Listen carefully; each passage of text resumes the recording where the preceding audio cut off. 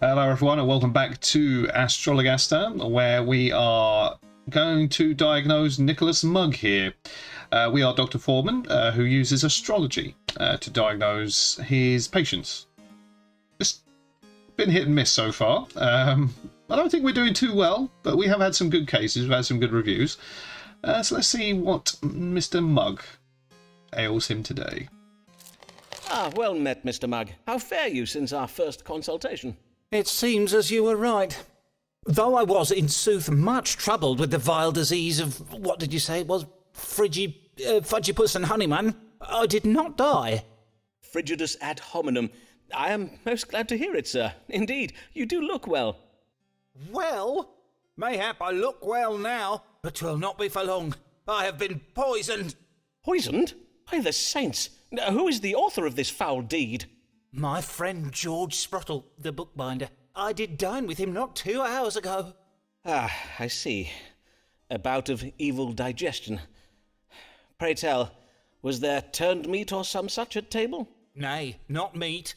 'Twas a pie full of cherries. I had a bite of it afore I knew what I was eating. Cherries, you say? Aye, cherries. And this after I took particular care to give Mistress Sprottle a list of foods I must not eat. I added cherries to the list when I did hear that the Countess of Devonshire has declared against their noxious qualities. The Countess of Devonshire, you say? Noxious qualities, indeed. And now your symptoms, Mr. Mugg. Had you any reaction after eating these cherries? My reaction? Well, I reacted as any man would. I spat them out. And know you what Mr. Sprottle did then, Dr. Forman? Nay, but pray tell. He did laugh at me. He even called me a dinner-ralphing fusspot. Fie, I may soon be in the grave, thanks to George. Will he still be laughing then? Well, let us not speculate, shall we, Mr. Mugg? Now, let us see what the stars may tell us. What ails Nicholas Mugg? Bugger all is what ails him, but we'll find out. Alright. Mugg is suffering from cherry poisoning.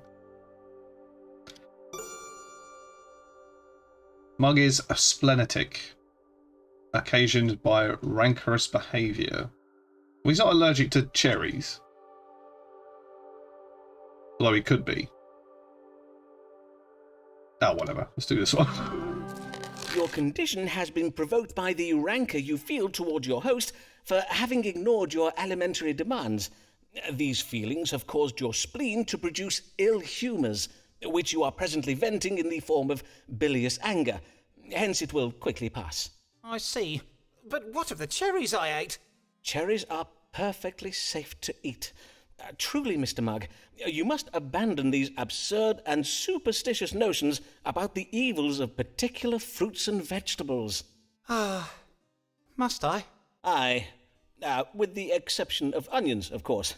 For onions do render a man susceptible to the plague. Onions, verily. I thank you for the warning, Dr. Forman. I shall add onions to my list.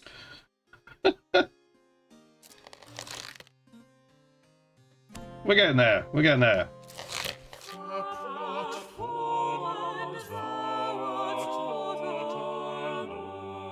Pap not Foreman?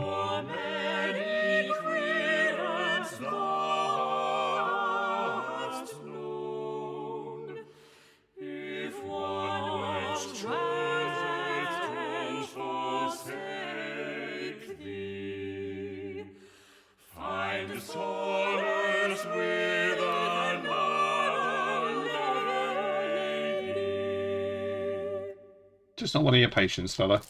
William! There you are. Did Mistress Allen call whilst I was out this day? Nay? You're quite sure about that, are you? I see. I cannot understand it. Why has Avis not come these past weeks? Does she no longer wish to see me? No, because you accuse her of having an affair with a younger man. Moron. Right. Read the stars by selecting her sections. I've been deprived of tender favours of late, but my fortune seems to be reversing. I expect to see Avis again. Not to see me is but the legacy of my unpleasant manner towards her in the past, provoked by suspicious fancies. Well, yes, that is true.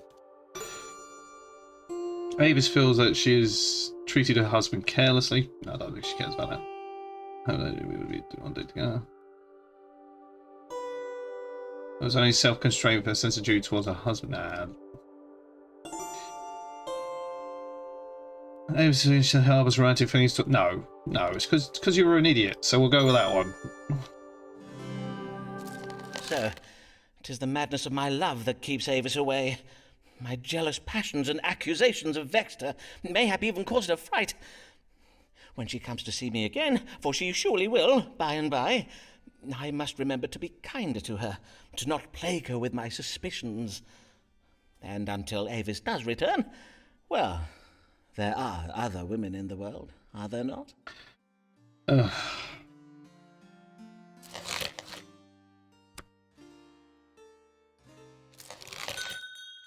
Aha. Sir, I must thank you for resolving the misunderstanding betwixt me and my neighbour, Mistress Maury MacDoon. Advise me that my Saturday morning headaches and chunderings were not caused by her witchcraft, but my consumption of strong drink. You spoke true, and for that I am grateful, though if Molly was not then the author of my suffering, she surely is now. For since we have become friends, we go together to the tavern every Friday. There we go. Oh, hello, Amelia.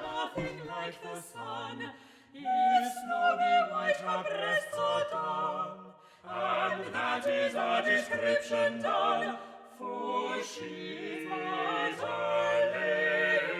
She's not a lady. What? If snow be white, her breasts are done. What does that mean? Oh, whatever. Moving on. Good day, Mistress Lanier. Much time has passed since I last saw you. How do you fare? In truth, not well, Dr. Forman, not well at all. Then I am full sorry for it, madam. Pray, tell me what manner of ill has befallen you. First, I must beseech your pardon, sir, for methinks Mr. S. may verily be my prowler after all, as you did surmise. I did indeed. Nothing of it, madam. But what has made you change your mind about him? I have been publicly humiliated. Mr. S. has been circulating a collection of insulting sonnets about an unnamed dark lady, and all of London thinks this dark lady is me.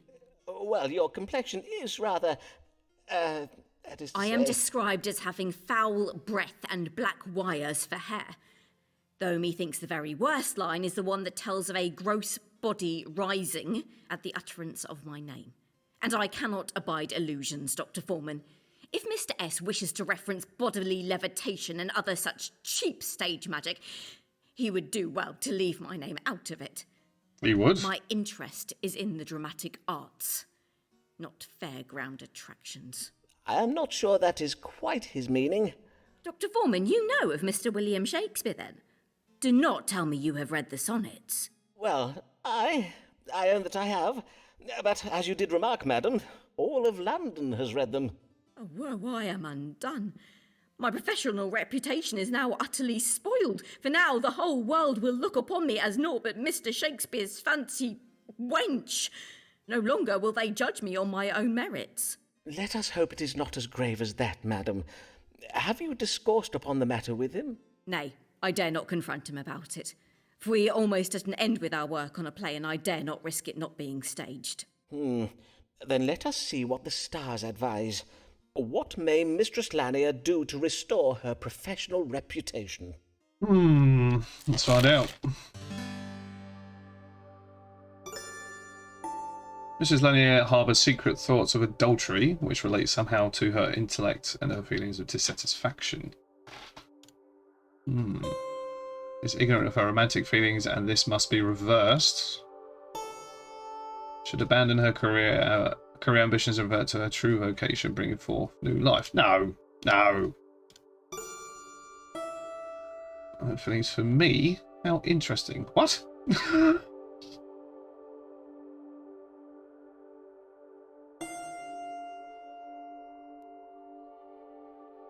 No.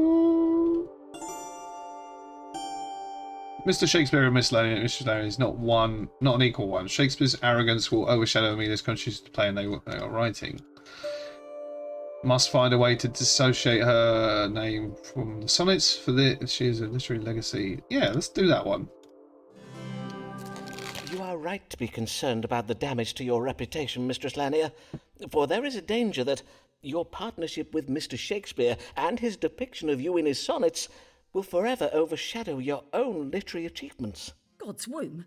But what can I do to forestall such an injustice? I suggest you spread a rumour of your own. Oh dear. About another lady. For instance, there is a brothel owner in Clerkenwell they call Black Luce. If you were to put it about that she is the subject of Shakespeare's sonnets, 'twould do her reputation no harm. Indeed, the effect would be quite the reverse, for doubtless there be many a manor present who would pay handsomely for a tumble with Shakespeare's dark lady. Well, indeed. I do feel 'tis most important to advance the interests of my fellow women, especially those seeking to make their way in business. Oh, do you see that, Dr. Forman? 'Tis your mute Italian querent, Signor Ferraro. He is staring at us through the window. Is he? Then doubtless he has come for another consultation. Let's find out. Hey! That's the second letter. Job done. When it feels like an Italian cliché. It is an Italian cliche. Italian cliché.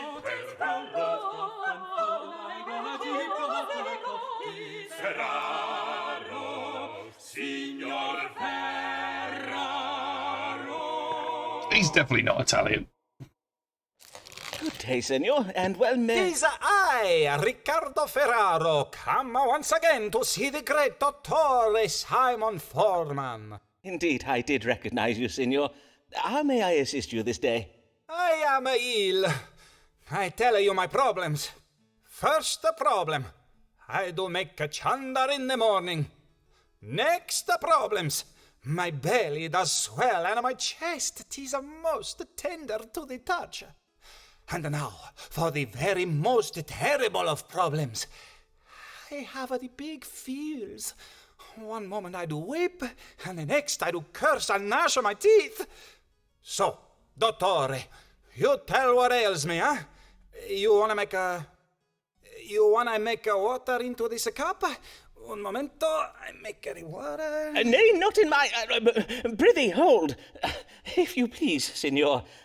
As with our previous consultations, I shall be judging your illness by reading the stars. So, you need not my... Nay, senor, I have no need of it. Whilst 'tis true that most physicians do spy and sniff their patients' urine, I find this method of piss-pot diagnosis most imprecise. Indeed, the practice is quite primitive. 'Tis my belief that if medicine is to advance in this modern age, we must all adopt a more scientifical method. I am quite sure history will bear me out on this question. This scientifical method. This reading my diagnosis in the stars? Precisely so. Speaking thereof, perchance we may consult the stars now. What illness troubles Signor Riccardo Ferraro? Nothing. He's lying.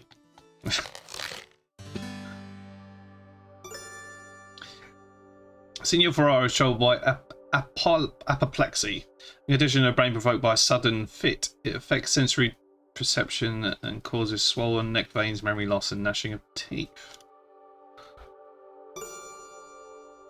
Suffers from maturing of the breast, which is gathering of corrupt matter in the chest area, occasionally pain in the breast. Is with child.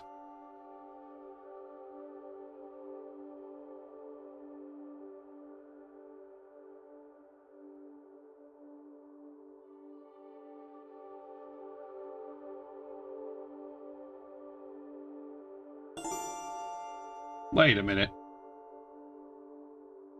Swollen belly, a tender chest, chundering and moodiness. Is he pregnant?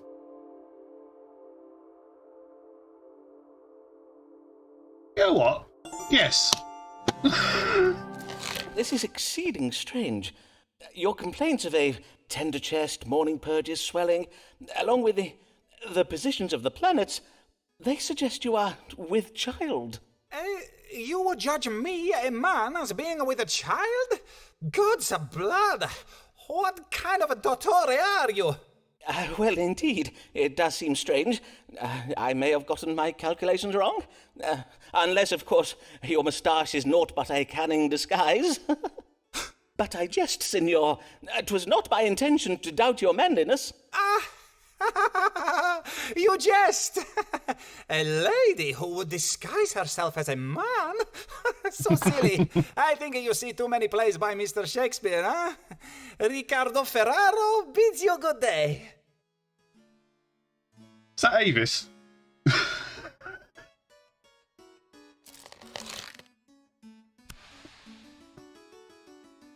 That was a strange one.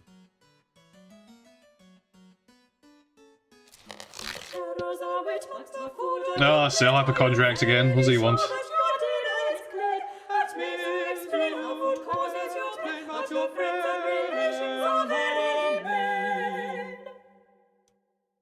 Good day, Mr. Mugg. Pray tell, did the matter with the, cherries resolve itself in the end? Aye, indeed. I did tell my friend, Mr. Sprottle, what you said about how my shouting at him was owing to an upset of bile in my spleen.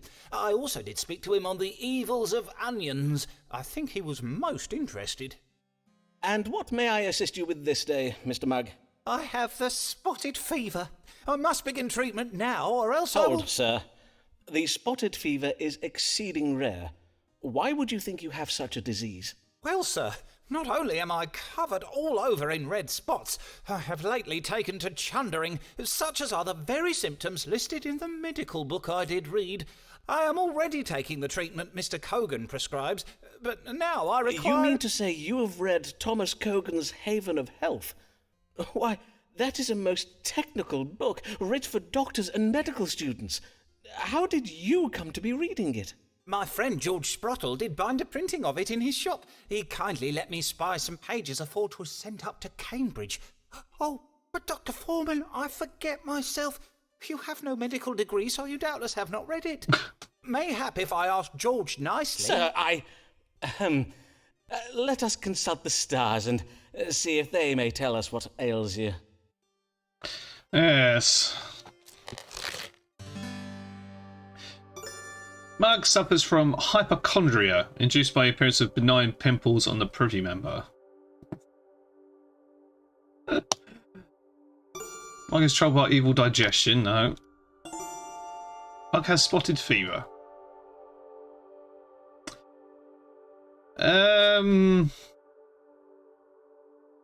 What if he does have the illness this time? That's what he wants to hear. Yeah, we'll go with that. You do indeed suffer from the spotted fever, Mr. Mugg. Now, as to your cure. Aye, it does require some uncommon ingredients that I do not keep here in my chambers at present. A moment, pray, while I write this down. Here, take this recipe to your apothecary and have him make you up a preparation. Take a spoonful each morning until your red spots disappear. Oh, ground up horns of a deer, and cinnamon, how very fine, and this red coral from the South Seas. Aye, verily. Nothing but the finest of cures for my loyal querents. It is just as well for us that I did consult Mr. Cogan's book, is it not, Dr. Forman? On my word, my wife was very wrong to doubt him. I shall tell her you said so. One thing more, if you please, Dr. Forman, for I feel I must give ye warning. A great storm is coming. I feel it in my bones, and my bones do always speak true. Oh. You would do well to bide indoors at the first sign of wind and rain. God keep you well, Dr. Forman. Okay.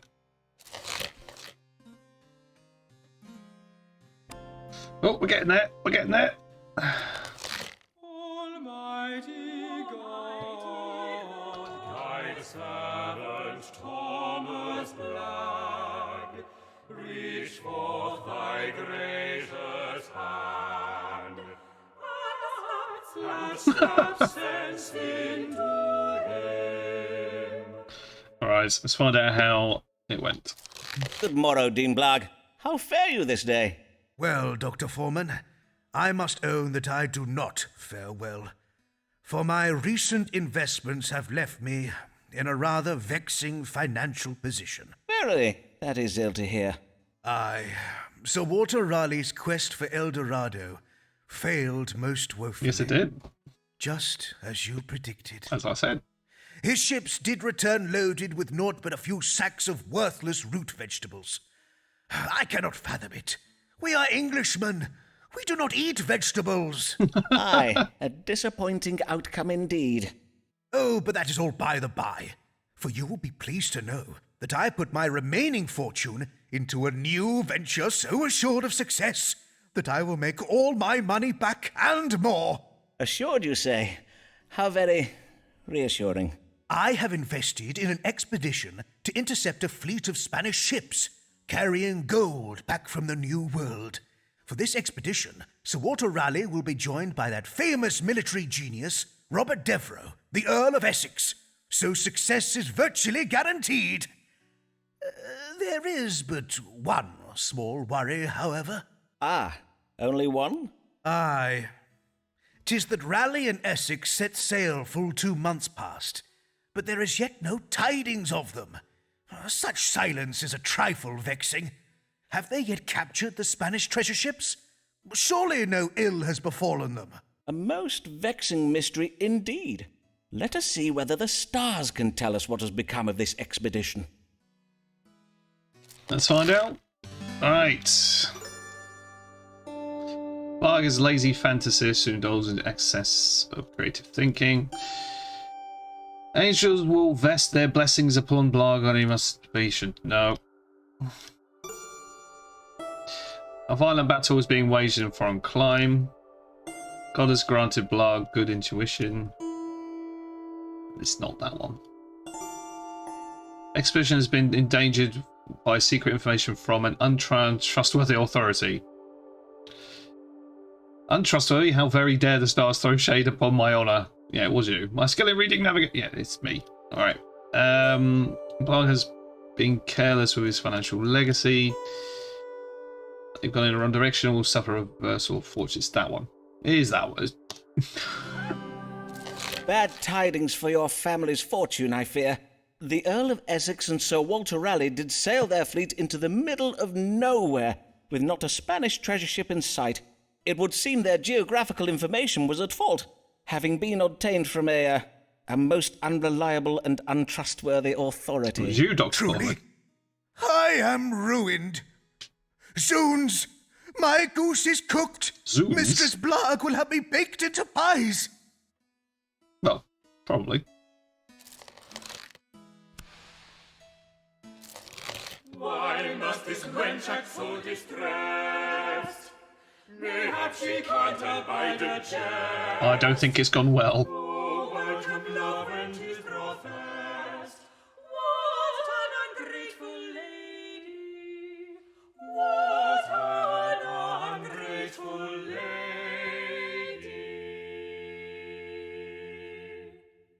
Right, I think we'll deal with Amelia in the next video.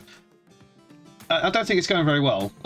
We've only received 2 letters so far. We need 8. I don't think we're going to do it. But other than that, I'm enjoying this game. It's quite funny.